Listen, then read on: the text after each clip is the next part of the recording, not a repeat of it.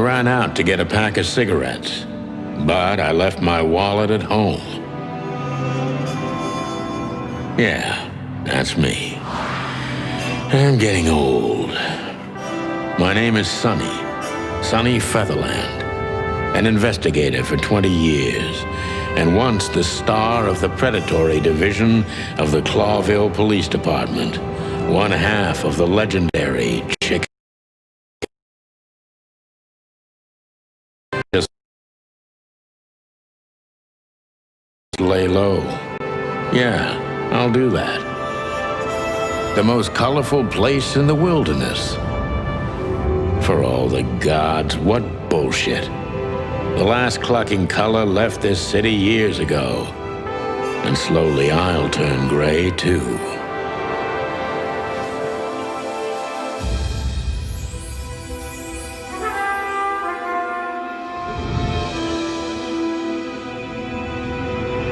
Still, what do I expect?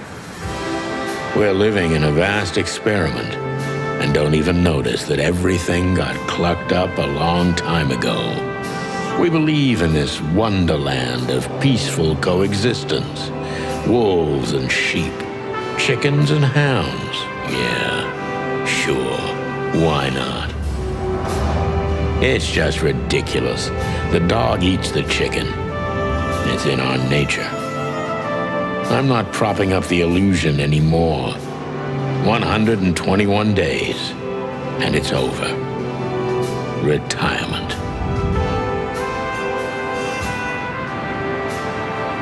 What could possibly go wrong?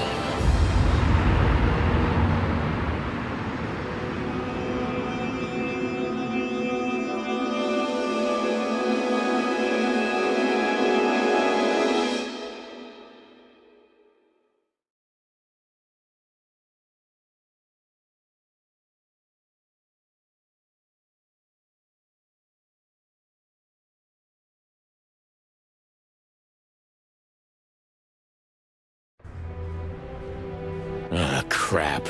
My office lock is a piece of shit if a dame can pick it. She stood in the darkness. The light painted stripes on her body. It whispered secret little things that were never there in the first place. But she was no zebra. Reality was just a light switch away. Elizabeth or Charlotte? I was sure she'd have a sophisticated-sounding name. She had a bygone look in her eyes, older than this ancient building, and perhaps the whole city itself. Or maybe I'm just drunk.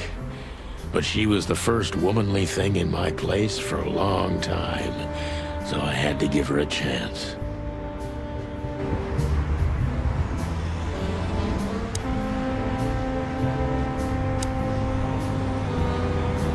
Let me introduce myself. My name is Deborah. Miss Deborah Ibanez. You're mistaken, ma'am. Oh, really? Please enlighten me, Mr. Featherland. I'm not a private eye. I'd recommend Mr. Philmar Lowe instead of me. He's a nice guy. Believe me, Mr. Featherland, it's not an accident I came to you. Look, miss, I work for the police, and I'm currently on leave. I couldn't accept private commissions even if I wanted to. Not even from a classy dame like you. Am I that easy to read? That's my job. But tell me, since you've invited yourself in, would you like a drink? I don't usually drink. Well, I've gotta have one, and it'd be rude of me to drink alone. So, maybe some sherry? If you insist. But bourbon, please. Ah, thank the wild ones. That's all I have. What a coincidence. So come on, spill it from the beginning.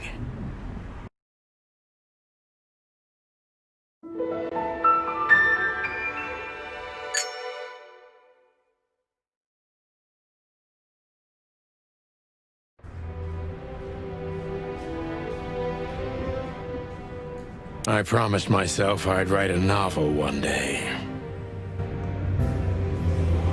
I wanted to travel the world when I was a kid, but I think I'm gonna end up dead in here whether I like it or not.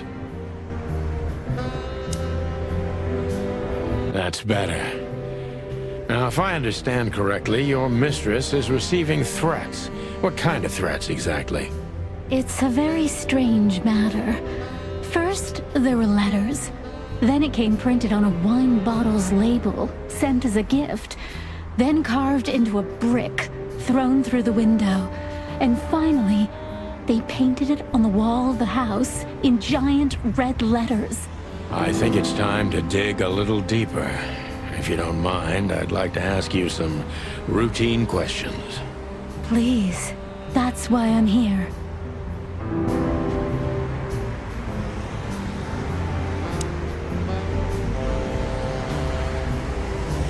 She doesn't seem so dangerous that I need to grab my gun, but you never know. My wallet and my badge. The wallet is real, the badge ain't. Chief Bloodboil took mine, so I got this one out of a pack of cornflakes, just in case. My last cigarette. You're lucky I don't have a light, pal.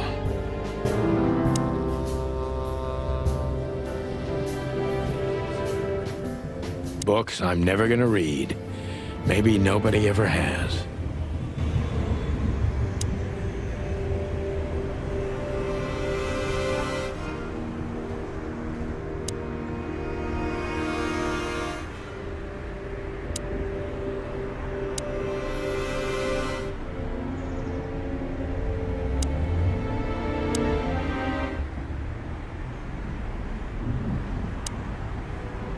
I must be cautious and smart. This dame seems shy, which I can use to my advantage. But I must be careful about what I say to her, or I can scare her off. Let's start gently, and when the time comes, we can go in hard. Who exactly are you, ma'am? I'm not somebody important, Mr. Featherland. You're important enough to deal with such a delicate matter, right? I carry out the wishes of my employer, nothing more. This means simple paperwork, most of the time. You've been thrown into deep water, sweetheart. Tell me, can you even swim? Believe me, this is just as unpleasant for me as it is for you, if not even more. You're not very confident. Are you sure you're all right? Yes, excuse me. I'm just a bit nervous. I've never done anything like this before. Breaking into the apartments of strangers isn't that big a deal. Some people do it as a hobby. Please don't make fun of me, Mr. Featherland. This is hard for me as it is. You're right. Sorry.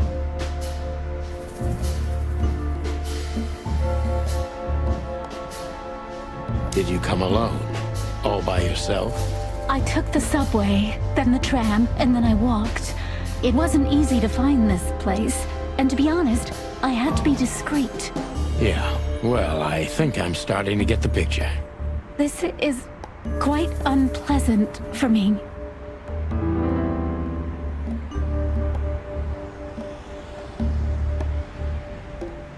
Why did you come to visit me? Why not your employer herself? My employer is Miss Natasha Katsenko. She hasn't been leaving her home lately, only if she really has to. How so? Miss Natasha is afraid. She's scared because of those unwanted messages, and everyone knows who she is. So she's that kind of woman. I don't know what you mean. Of course you do, Deborah. Thank you, by the way. We're finally getting somewhere. We avoided the point long enough. Deborah's hiding something, no question. Let's focus on that.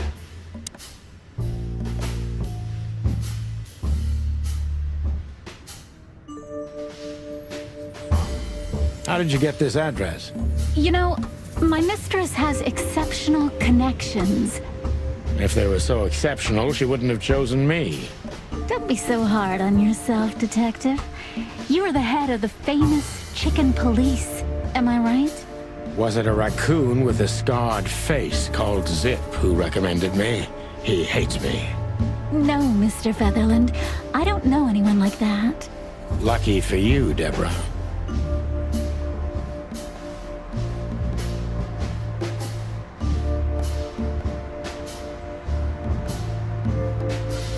What exactly did you expect by coming here to meet me? I expected your help, just like my mistress said. Oh, that's very nice. But have you seen this neighborhood? Have you seen this wreck called a hotel? Who were you hoping to find in a place like this? Someone reliable Well, I am reliable. and discreet That's right. and thorough No question about that. and has a heart of gold. Okay, let's stop it right there.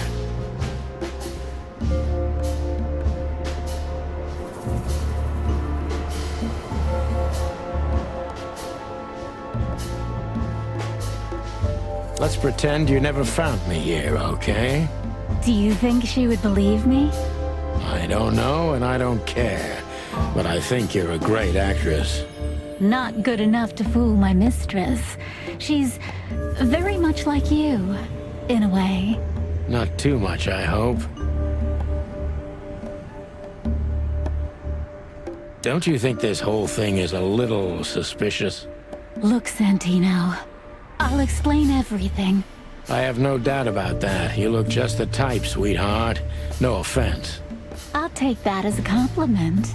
Or maybe I'll act like I haven't heard it. You see, we're starting to understand each other.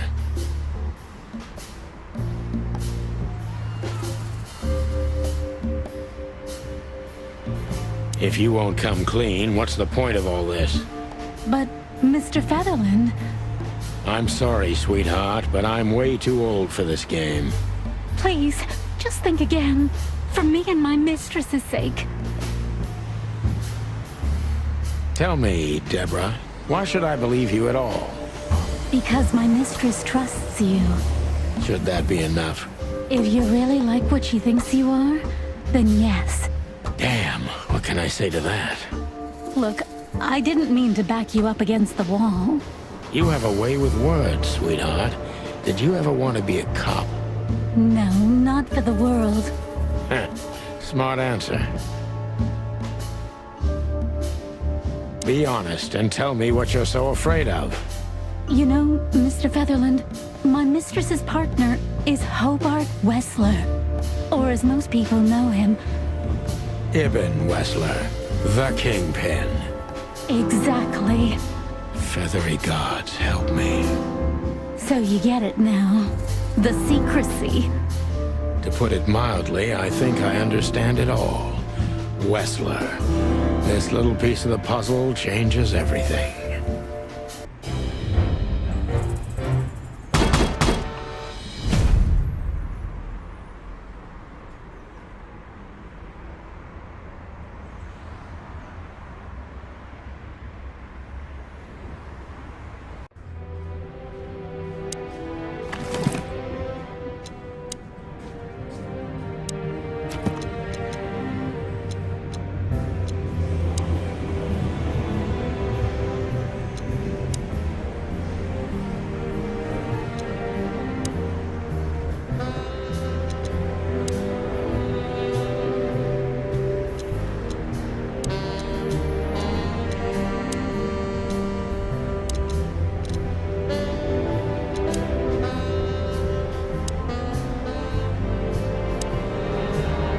Why don't you take it to the police? Just go there and file a report. Photos, flashing lights, fingerprints, you know the drill. The evidence is very clear. Even a moderately talented detective could easily wrap this case up.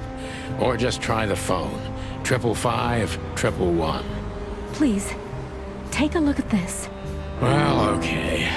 Let's see.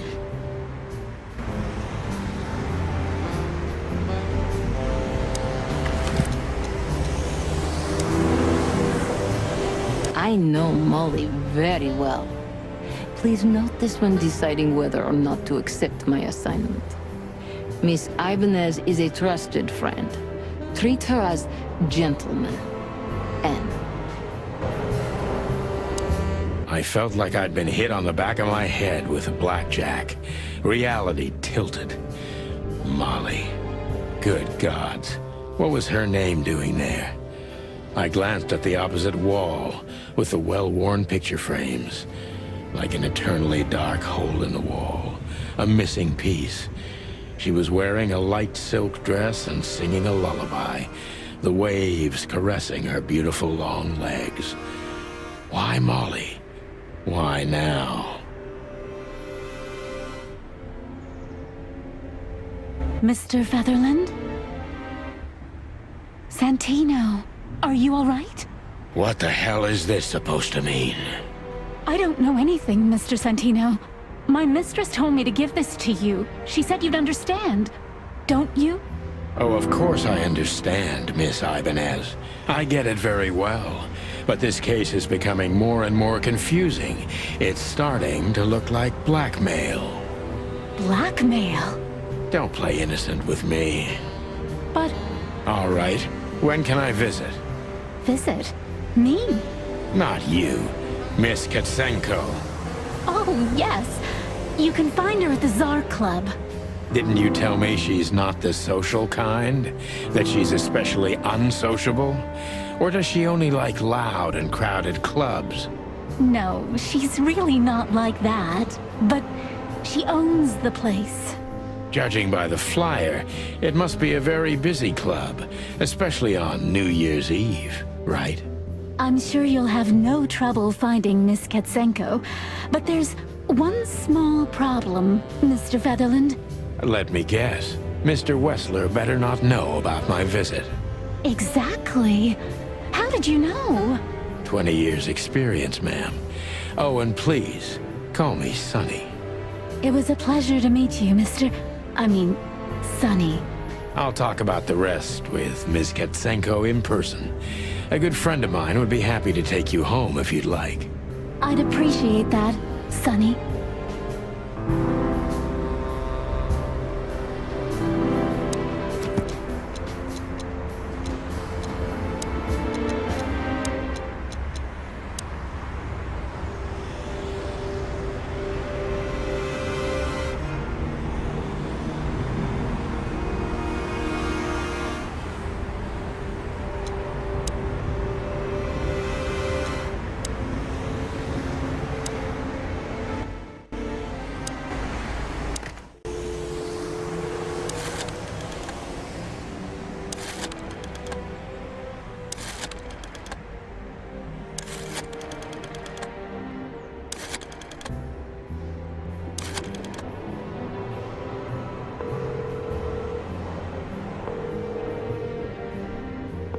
Hey, Lewis. Am I bothering you? No. Of course not, Sonny. Old friend, what's up? Could you come over? I've got a favor to ask if you're not busy. For you, anything. Just a minute. Lewis arrived a few minutes later. He lived in the rooms above, so it wasn't difficult getting here. Not to mention that he's a rabbit. It was a quick hop. The Atlas Hotel was his inheritance. It was once a well-renowned place, but not anymore. The last economic crisis ruined it. And now, besides me, he was the only resident of this enormous place.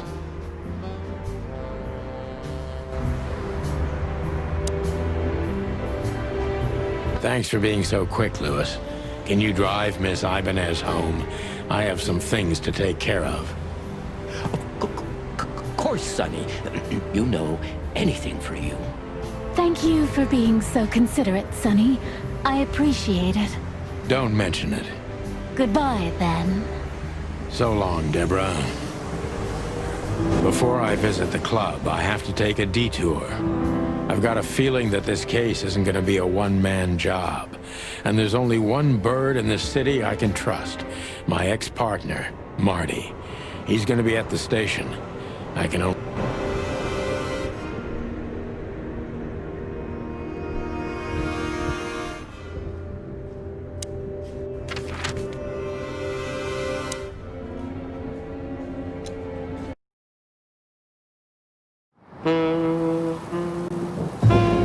It was New Year's Eve, and I was driving, half drunk, risking my whole life's work.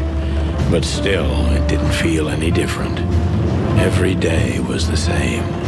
And the 121 days I had left till my retirement seemed like an eternity. When I look out the window of the hotel room I call home, I see the same thing every day. A woman in a red nightgown dances slowly in circles to smooth music. The 9 o'clock show, with a glass of cheap bourbon and the red gown with the silent music. In the meantime, the proud city of Clawville is slowly eating itself alive. And we're still here, with nothing left to lose but our sanity, while others, the smart ones, had already gone. Molly. Does her name really upset me this much? All those years of solitude, and I still jump without question every time I hear it. And then there's Marty, my ex-partner, who hates me. But I know I have to speak with him, no matter what. Why do I feel like the past is watching me on this goddamn night?